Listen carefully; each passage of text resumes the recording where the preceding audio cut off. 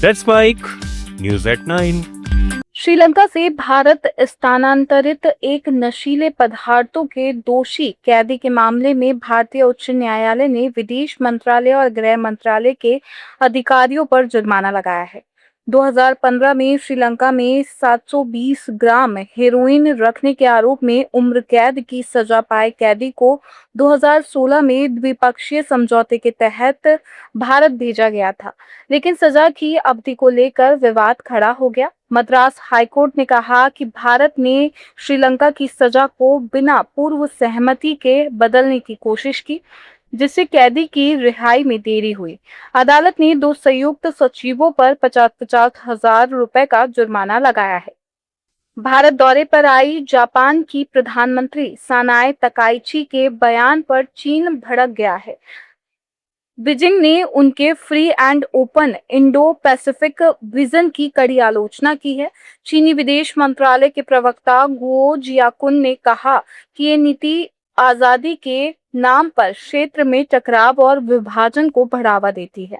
उन्होंने कहा कि इंडो पैसिफिक को अशांति नहीं बल्कि स्थिरता और सहयोग की जरूरत है। दरअसल नई दिल्ली में जापानी प्रधानमंत्री सनाए तकाइची ने नियम आधारित व्यवस्था, साझा समृद्धि और किसी एक देश के प्रभुत्व का विरोध करने की बात कही थी। उन्होंने पूर्वी और दक्षिण चीन सागर में एक तरफा कार्रवाई पर भी चिंता जताई।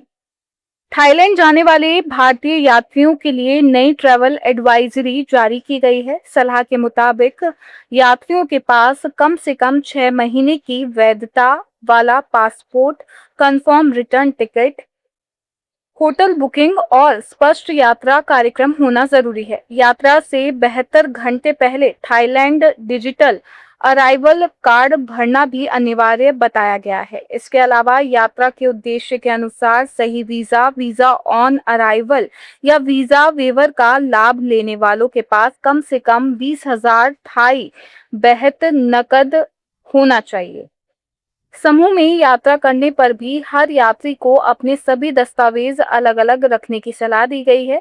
वहीं नौकरी के उद्देश्य से जाने वाले भारतीयों को वीजा वेवर या वीजा ऑन अराइवल का इस्तेमाल नहीं करने की हिदायत दी गई है।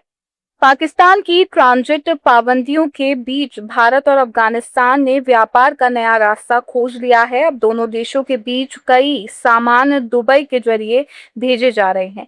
पहले भारत से अफगानिस्तान का ज्यादातर व्यापार पाकिस्तान के वाघा बॉर्डर के रास्ते होता था, लेकिन प्रतिबंधों के बाद निर्यातक अब दुबई को ट्रांसशिपमेंट हब बना रहे हैं। इससे व्यापार तो जारी है, लेकिन लागत और समय दोनों बढ़ गए हैं। सरकारी आंकड़ों के मुताबिक भारत का अफगानिस्तान को निर्यात घटा है, जबकि वहां से आयात में 53% से ज्यादा की बढ़ोतरी दर्ज हुई है। चीन ने एक बार फिर बांग्लादेश के मुद्दे पर भारत पर टिप्पणी की है। ढाका में चीनी राजदूत याओ वैन ने कहा कि चीन किसी भी देश के आंतरिक मामलों में विदेशी दखल का विरोध करता है और इस मुद्दे पर बांग्लादेश के साथ खड़ा है। वैन ने कहा कि विदेशी हस्तक्षेप का विरोध करना चीन की लंबे समय से नीति रही है। उनका बयान बांग्लादेश के प्रधानमंत्री तारिक रहमान की हालिया चीन यात्रा के बाद आया है। इस दौरे में दोनों देशों के बीच कई अहम समझौते हुए हैं।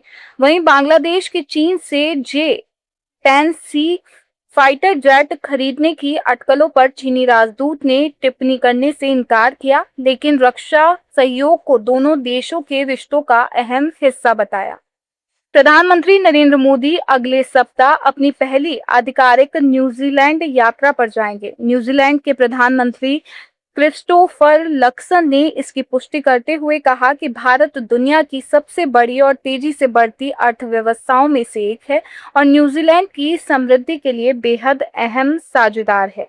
पीएम मोदी 10 जुलाई को ऑकलैंड पहुंचेंगे और 11 जुलाई को वापस लौटेंगे। ये दौरा भारत न्यूजीलैंड मुक्त व्यापार समझौते के बाद हो रहा है, जिससे दोनों देशों के बीच व्यापार, निवेश और आर्थिक सहयोग को नई मजबूती मिलने की उम्मीद है। दोनों नेता द्विपक्षीय संबंधों को और विस्तार देने पर भी चर्चा करेंगे। आप सुन रहे थे let's mind more than radio.